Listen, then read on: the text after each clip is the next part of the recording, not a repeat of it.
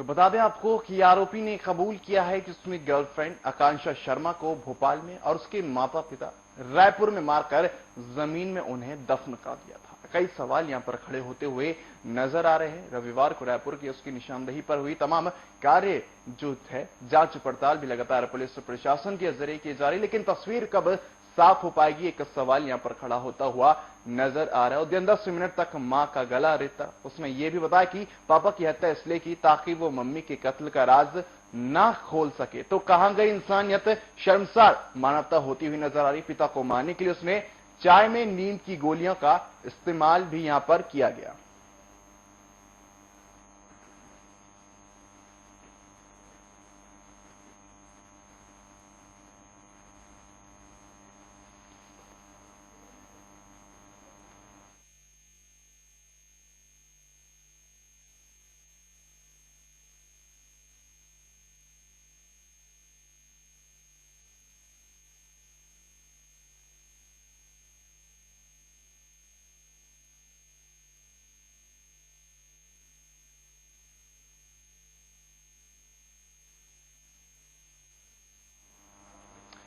तो आरोपी को कल कोलकाता दरअसल लेके जाना था, क्योंकि कार्रवाई में कमी रहेगी या फिर सिस्टम में कोई कमी रहेगी, इससे तमाम चीजें जानते हैं इस बात के जरिए। किसी भी आरोपी को फ्लाइट्स में ले जाने से पूर्व इनके बॉम्बे बीसी से अनुमति लेनी पड़ती है, कुछ दस्तावेज जमा की जरूरत पड़ती है, जो किसी कारणवश अभी पूरा नहीं हो पाया था, जिस कारण आगे नहीं ले जा पाएगी। अभी प्रोसीजर में है, जो भी उसकी प्रक्रिया चालू है, जैसे पूरी हो जाती है आगे ले जाए। जैसे प्रोसीजर पूरी होती है उसके समय जो भी रिलेटेड फ्लाइट रहेगी। तो भोपाल में गर्लफ्रेंड की हत्या कर चबूतरे में दफन किए जाने के मामले अब कई सवाल यहां पर उठ रहे हैं। सबसे अहम है कि आरोपी उद्यन दास मां की हत्या की 5 साल बाद तक उनकी पेंशन बगैर लाइफ सर्टिफिकेट क्या खैर कैसे लेता रहा। और बता दें आपको, आरोपी ने अब कबूल कर लिया है अपना गुनाह और उसने गर्लफ्रेंड आकांक्षा शर्मा को भोपाल में, माता पिता को रायपुर में मारकर जमीन में दफन कर दिया था। ग्राफिक्स के जरिए पूरा मामला हम आपको बता दें। रात में काम करना होगा, इसलिए 2 गुने पैसे दिए जाएंगे, ये तमाम लालच यहां पर दिया गया। और मजदूर टैंक के लिए 7 फीट गड्ढा खोद कर चले गए और कई मामलों में शामिल हो सकता है ये कयास सब यहां पर लगाए जा रहे हैं। पुलिस तमाम जांच पड़ताल पूछताछ करने में यहां पर जुटी हुई है। दिल्ली के एक और भोपाल के 2 और ठिकानों की यहां पर जांच पुलिस प्रशासन के जरिए की जाएगी।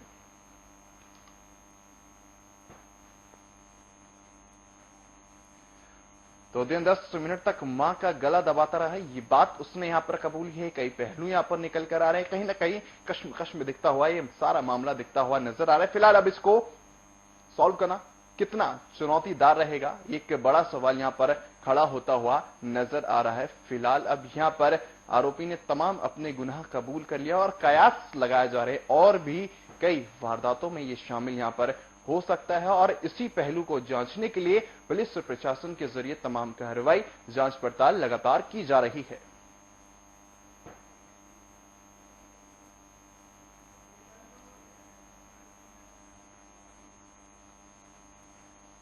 तो तस्वीरें आप देख सकते हैं साफ तौर पर किस तरीके से यहां पर हत्या को अंजाम यहां पर दिया गया है। कंकाल यहां पर पड़े हुए हैं और कई सवाल यहां पर खड़े होते हुए नजर आ रहे हैं।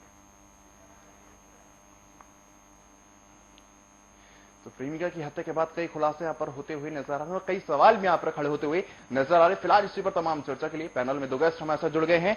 डॉक्टर राकेश गुप्ता है, वरिष्ठ सामाजिक कार्यकर्ता, और राजीव शर्मा, सीएसपी हैं। आप दोनों का बहुत बहुत स्वागत करना चाहूंगा साधना न्यूज पे। राकेश जी, ताज्जुब होता है जिस उम्र में मां बाप बच्चों को चलना सिखाते हैं, छोटी उम्र में, और बड़े होकर जब मां बाप का सहारा बनना चाहिए उस उम्र में मौत के घाट उन्हें उतार देता है। कहां गई इंसानियत, कहां गई मानवता? देखिए, सामाजिक ताना बाना जो है आजकल बहुत कॉम्प्लेक्स हो चुका है। पिछले दिनों हमने एक बहुत अच्छी पिक्चर देखी थी, तारे जमीन पर। उसका संदेश यह था कि बच्चे की बौद्धिक और शारीरिक क्षमता को पहचाने और उसके अनुसार उसकी प्रतिभा का आकलन करने के बाद हमको बच्चे के लिए किसी प्रकार की पढ़ाई का माध्यम चाहिए या उसके लिए प्रोफेशन चुनना चाहिए। मुझे ऐसा लगता है कि जहां से सारी चीजें आ रही हैं माता पिता ने बच्चे को शायद इंजीनियरिंग की परीक्षा के लिए बाध्य किया, बच्चा लगातार फेल होता रहा, उससे जो अपेक्षाएं की गई शायद वो पूरा नहीं कर पाया, और जब माता पिता ने दबाव डाला तो उसके दबाव में उसने पहले माता की हत्या की, फिर पिता की हत्या की, और शायद उसकी मानसिक स्थिति बहुत खराब हो गई थी, इसलिए वो अपराध पे अपराध करता चला गया। ये सामाजिक भिन्नता जो आ गई है इन दिनों, और जिस प्रकार से समाज में प्रचलन बढ़ा है कि अच्छी से अच्छी पोजीशन या पैसा कमाने का माध्यम हमको चाहिए, तो उस प्रकार की शिक्षा जब माता पिता देने को बच्चे को बाध्य करते हैं, तो इस प्रकार की दुर्घटनाएं और सामाजिक विषाद की जो चीजें आती हैं, वो इसका एक बहुत बड़ा उदाहरण है। हमें अपने समाज शास्त्रियों के साथ मिलकर सोचना होगा कि हम अपने बच्चों को क्या बनाना चाहते हैं, और बच्चों की प्रतिभा और शारीरिक बौद्धिक क्षमता का आकलन पहले से होना चाहिए, ताकि उसके लिए हम सुखद भविष्य निर्धारित कर सकें। चलिए राजीव जी हमारे साथ जुड़े। राजीव जी, आपसे जानना चाहूंगा, पुलिस प्रशासन किन किन पहलुओं को खंगाल चुका है और आगे किस तरह की कार्रवाई की जा रही है? कब तक उजागर हो पाएगा पूरा मामला? देखिए, जैसा कि कल से ये काफी संवेदनशील मामला है जी, और इसको लेके काफी सनसनीखेज भी आम पब्लिक में, पुलिस में, हम लोगों में भी, क्योंकि हमारे जीवन काल में भी इस किस्म के जो अपराध हैं बहुत कम आते हैं। ये प्रारंभ इसका वेस्ट बंगाल से हुआ, जैसे कि आपको मालूम है, ये अपनी इसकी प्रेमिका थी जिसके साथ ये लीव रिलेशनशिप में भोपाल में रह रहा था। बाद में बंगाल पुलिस ने इसकी जांच चालू की, और जब संदेह हुआ तो इसका परिणाम ये हुआ कि इसने अपनी प्रेमिका की हत्या करके अपने घर में इसको दबा दिया था। जब वहां से ये राज खुला और पुलिस ने कड़ी पूछताछ के बाद और हर विभिन्न पहलुओं की पूछताछ के बाद, चाहे अपराधी कितना ही होशियार हो, वो टूट जाता है, जैसे आपने कहावत सुनी होगी, और कहीं ना कहीं एक छोड़ भी देता है साक्ष्य, ताकि उसको उसके इस घिनौने कृत्य के लिए सही जगह पे उसको सजा दिला दी जा सके। उसने भी छोड़ा, और पुलिस पूछताछ में उसने ये बात को कबूल की कि अपने माँ बाप की हत्या करके उसने रायपुर में एक गड्ढे में छुपा दिया है। जब कल उसको बंगाल पुलिस लेके आई, तो जांच के दौरान आपने टीवी में भी देखा होगा कि काफी इसको लेके भीड़ भाड़ थी, मीडिया में भी और आम पब्लिक में बहुत एक सनसनी सी मची हुई थी। जब खोदा तो कई प्रश्न हम लोगों के सामने से भी थे कि क्या सच होगा, लाश मिलेगी नहीं मिलेगी, काफी लंबा समय हो चुका था। लेकिन उसने विधिवत जो हम लोगों ने उसकी लिखा पढ़ी थी, मेमोरेंडम के आधार पे उसकी डेड बॉडी दोनों लोगों की निकली, और उसमें ऑर्नामेंट भी, उसकी माँ के हाथ के ऑर्नामेंट भी उसमें थे डेड बॉडी में, जो कंकाल हो चुका था। बाद में उसको कलेक्ट किया, और अब उसको फॉरेंसिक साइंस, हमारे विशेषज्ञ भी वहां पे आए थे, पुरातत्व से संबंधित लोग भी आए जिन्होंने हमारी मदद की उस डेड बॉडी को निकालने में, ताकि उसका कम से कम डेड बॉडी खराब हो सके। इसके लिए भी हम लोगों ने प्रयास किया। राजीव जी, आपसे बात और जानना चाहूंगा, जिस तरीके से 2 गुना इस आरोपी ने कबूल किए हैं, क्या अब कार्रवाई में ये भी कयास लगाया जा रहा है कि और भी गुना इस शख्स ने किए होंगे? हाँ बिल्कुल, अभी तो इस विषय को लेके हम लोग, अभी तो चूंकि वो बंगाल पुलिस के कस्टडी में था, तो उन लोगों ने पूछताछ की है जी। हम लोगों ने प्रारंभिक तौर पे जो पूछताछ की है, उसमें बहुत से और उससे संबंधित अपराध भी सामने में आए हैं। जैसे कि उसने अपनी माँ का फर्जी प्रमाण पत्र बनाया, वो पेंशन ग्रहण करता था, और उसमें उसके जीवित रहने का प्रमाण पत्र भी बनाया। अपनी जमीन को, उस मकान को बेचने के लिए उसने एक गलत प्रमाण पत्र भी बनाया। तो ये कुछ चीजें हमारी उससे संबंधित अपराध भी है साथ में ये, और उसमें वो किन किन लोगों के पूरे जीवन काल में जुड़ा रहा, ये भी एक बहुत लंबा विवेचना का विषय है। जब हम उसको अपनी कस्टडी में लेंगे तो इस विषय पे बहुत और विस्तार से पूछताछ करेंगे। जी राजीव जी, आपको नहीं लगता जिस तरीके से आपने बताया कि फर्जी प्रमाण पत्र यहाँ पर बनाया, तो कहीं ना कहीं सिस्टम में भी यहाँ पर कमी है? जिन लोगों के जरिए बनाया गया है उन पर भी कार्रवाई लाजमी है?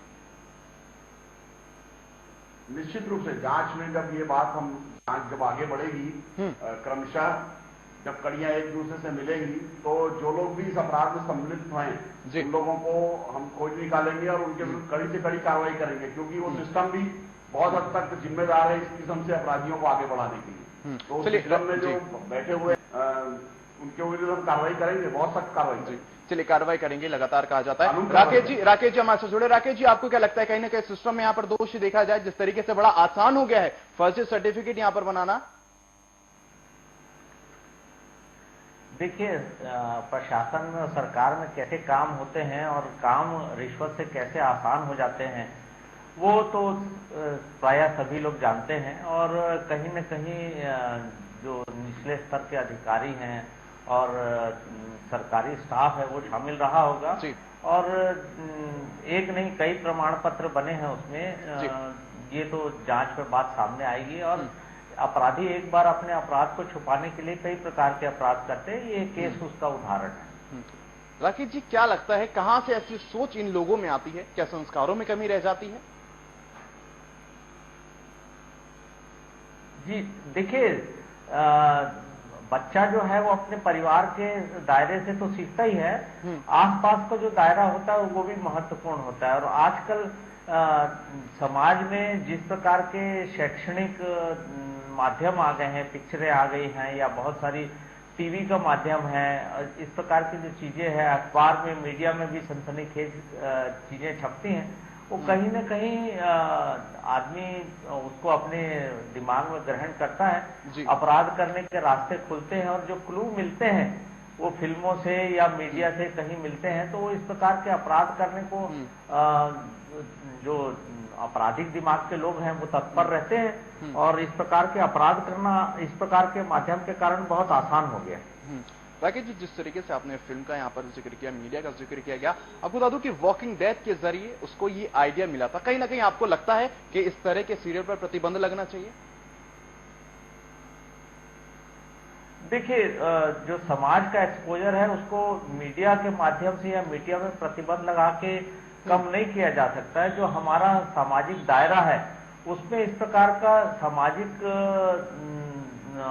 परिपालनों का जो दबाव होता है पारिवारिक दायरे में, वो बहुत महत्वपूर्ण होता है। समाज में आदमी जिस प्रकार के दायरे में उठता बैठता है, उसका नैतिक दबाव जो रहता है वो महत्वपूर्ण होता है। क्योंकि एक्सपोजर तो बहुत सारे लोगों का इन चीजों से रहता है, लेकिन आदमी जब इसको पहचानता है कि ये अनैतिक है, इसको नहीं करना चाहिए, या समाज में इसको बुरा माना जाता है, तभी वो इन चीजों से दूर जाता है। मुझे ऐसा लगता है कि समाज में जो विभिन्न माध्यमों में बड़ों और छोटों में इंटरेक्शन की कमी है, वो इसका बहुत बड़ा कारण है। हमें समाज में जो बड़े लोग हैं या समाज शास्त्री हैं, उनमें इंटरेक्शन जो कमी हो गई है वो इसके लिए जिम्मेदार है। मुझे ऐसा लगता है कि उसको बढ़ना चाहिए। राजीव जी, आप किसे जिम्मेदार मानते हैं? क्या संस्कारों की कमी है या मीडिया की कमी है? देखिए, एक क्राइम तो ऐसा है कि क्राइम तो हमेशा से होता है, एक मानवीय प्रवृत्ति का एक हिस्सा है अपराध जो होता है। कई बार घरेलू परिस्थितियां, जैसे इस प्रकरण में अभी प्रारंभिक जांच में हमको पता लगा कि वो पढ़ाई के लिए जिन विषयों को पढ़ना वो नहीं चाहता था, उससे घर वाले काफी दबाव में उसको रखते थे। ये नशे का भी आदी था। तो एक तो नशा बहुत महत्वपूर्ण चीज है समाज में। इस किस्म से अपराधों को, और बच्चे जो कम उम्र के बच्चे हैं 20, 22, 25 साल के, उससे भी कम उम्र के लोग हैं, वो लोग जो उसको प्रेरित होते हैं।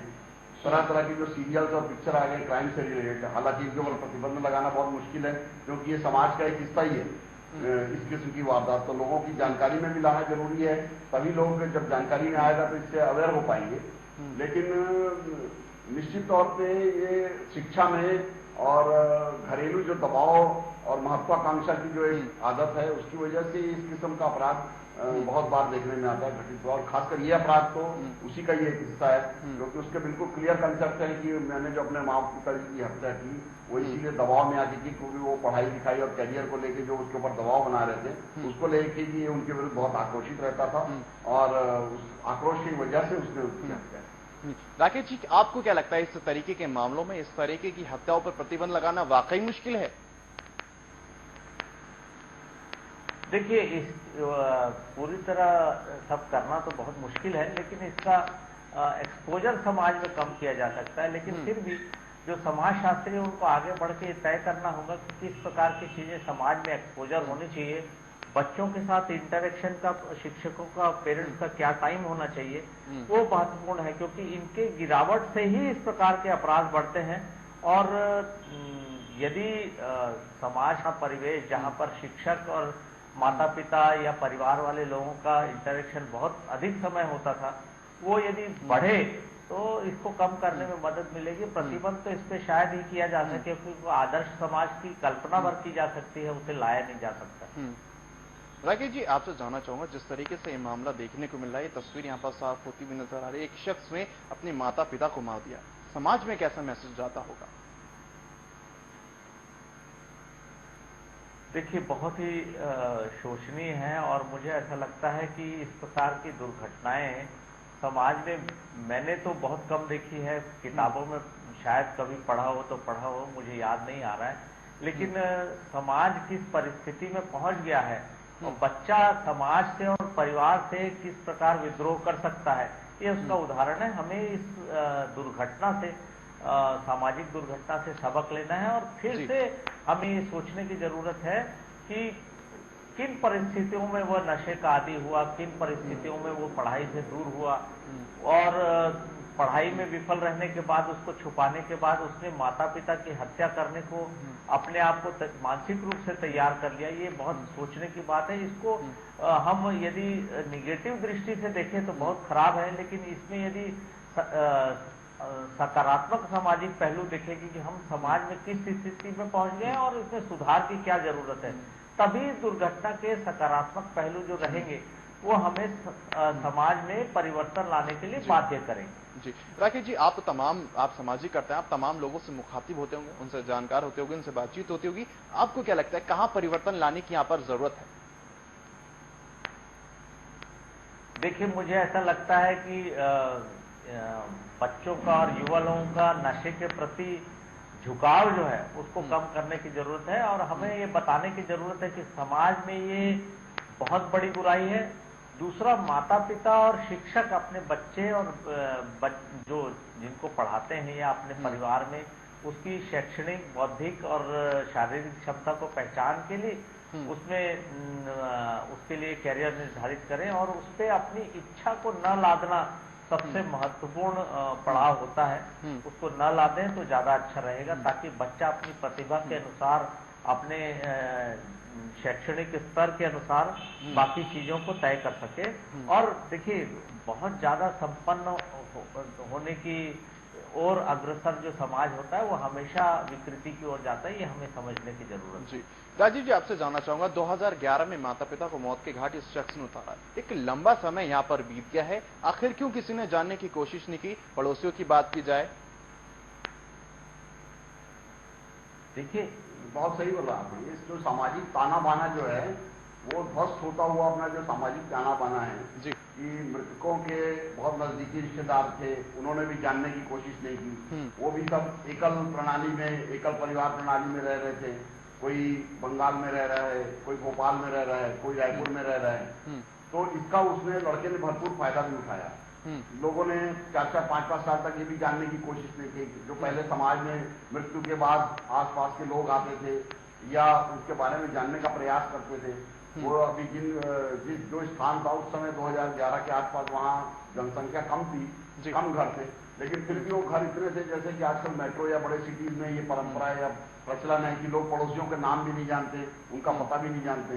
ये भी एक सामाजिक विसंगति है जो बहुत घटनाओं से लोगों को और देखने वालों को ये सीख लेना चाहिए। राजीव जी, एक पहलू यहाँ पर क्या हो रहा है ये जी जी एक पहलू और यहाँ पर निकलता हुआ नजर आ रहा है। जिस तरीके से उद्दीन की माने तो 2011 में उसने अपने माता पिता की हत्या की थी और सवाल यह है कि पेंशन बैंक से कैसे आखिर निकालता रहा, जबकि रूल्स के मुताबिक पेंशनर को हर साल खुद बैंक जाकर लाइफ सर्टिफिकेट यहाँ पर देना होता है। हाँ, वो एक जांच का विषय है, वो हमारे जांच का बहुत महत्वपूर्ण विषय है। हम अभी बहुत उसके पास काम कर रहे हैं और उसमें जांच करेंगे कि आखिर उसने ये सब कैसे किया। ये हम बैंक के कर्मचारियों से, अधिकारियों से भी इस विषय में पूछताछ करेंगे और उसने फर्जी डॉक्यूमेंटेशन के द्वारा ऐसा किया होगा, ऐसा प्रारंभिक जांच में पता लगा है। और ये सच है कि उसने, जैसे कि उसने मृत्यु प्रमाण पत्र फर्जी बना लिया कि कहीं मध्य प्रदेश के किसी स्थान से बनाया उसने, वो भी एक जांच का विषय है। तो उस विषय पे जैसे जैसे आगे बढ़ते जाएंगे हम पुलिस जांच करेगी और सभी जो सही तथ्य है उसको हम निकाल लेंगे बाहर में। तो राजीव जी, आपको नहीं लगता जिस तरीके से, ठीक है, जांच का विषय है, आपको नहीं लगता कहीं ना कहीं बैंक कर्मचारियों पर भी यहाँ पर कार्रवाई होनी चाहिए, ठोस कार्रवाई? बिल्कुल बैंक कर्मचारी अगर उनकी संलिप्तता, आपराधिक संलिप्तता जिसको बोलना चाहिए, अगर उनका क्रिमिनल इंटेंशन होगा, ये तो जांच के बाद ही पता लगेगा। कई बार धोखे में रख के भी सरकारी कर्मचारी या बैंक के कर्मचारियों का दुरुपयोग कर दिया जाता है। ये अब एक जांच का विषय, जब सामने ये चीजें आएंगी, अगर उनका क्रिमिनल इंटेंशन रहेगा तो उनके ऊपर भी कार्रवाई करेंगे, सख्त कार्रवाई होगी उनके ऊपर। राकेश जी, आपको नहीं लगता यहाँ पर ना सिर्फ प्रावधान जी, राकेश जी, आपको नहीं लगता यहाँ पर सिर्फ उद्यम जिम्मेदार है, बल्कि वो बैंक कर्मचारी भी यहाँ पर जिम्मेदार है कहीं ना कहीं? क्योंकि छोटी छोटी चीजों का जब सहारा मिलने लगता है तो इंसान बड़ी हत्या को यहाँ पर अंजाम दे देता है। देखिए, इसमें मृत्यु प्रमाण पत्र बनाने वाले कर्मचारी, बैंक के कर्मचारी या फिर दूसरा जो लोग हैं जो इसके अपराध में शामिल रहे, जिन्होंने शासकीय दस्तावेज तैयार करने में मदद करी झूठे, वो तो जिम्मेदार हैं। और सिस्टम को यदि इम्प्रूव करना है तो इस प्रकार के जो कृत्य हैं उनके लिए सजा तुरंत होनी चाहिए, लंबा केस न चले। और समाज में ये पूर्णतः प्रचारित करने की जरूरत है कि इसने इस प्रकार का अपराध किया, इसलिए इसको इसकी सजा मिले, ताकि जिसका इस प्रकार का झुकाव हो आपराधिक प्रवृत्ति की तरफ, वो समाज की सजा से डरने लगे। राकेश जी, यहाँ पर साइकोलॉजिस्ट एनालिस्ट का कहना है कि जिस तरीके से आकांक्षा का सहारा मिलता हुआ जा रहा था, इमोशनली काफी ब्लैकमेल कहीं ना कहीं वो होता हुआ दिखाई दे रहा था, इमोशनली टच उसको मिल रहा था आकांक्षा से, तो आखिर आर्थिक सहारा भी आकांक्षा, जिस तरीके से बात की जा रही है, आर्थिक सहारा भी आकांक्षा कर रही थी, जो 30,000 पेंशन के तहत वो निकालता था, वो पैसे आखिर कहां जाते थे? देखिए, चूंकि वो नशे का आदी था, उसका रहन सहन इस प्रकार था, बड़ी गाड़ियों में चलता था, माता पिता ने उसकी हर इच्छा पूरी करी, चाहे उनकी आर्थिक स्थिति कैसी भी रही होगी।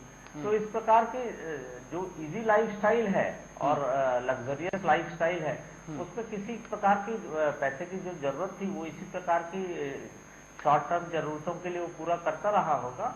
और प्रॉपर्टी बेचना और इस प्रकार की चीजों से उन्होंने जरूरत पूरी की होगी। मुझे ऐसा लगता है कि आपराधिक प्रवृत्ति ज्यादा इसलिए आई क्योंकि वो लग्जरियस लाइफस्टाइल का शौकीन हो चुका था। जी, राजीव जी, आपसे जानना चाहूंगा, क्या वाकई अब इस तरीके की वारदात पर लगाम लग पाएगी और कैसे यहाँ पर बदलाव होता हुआ नजर आएगा?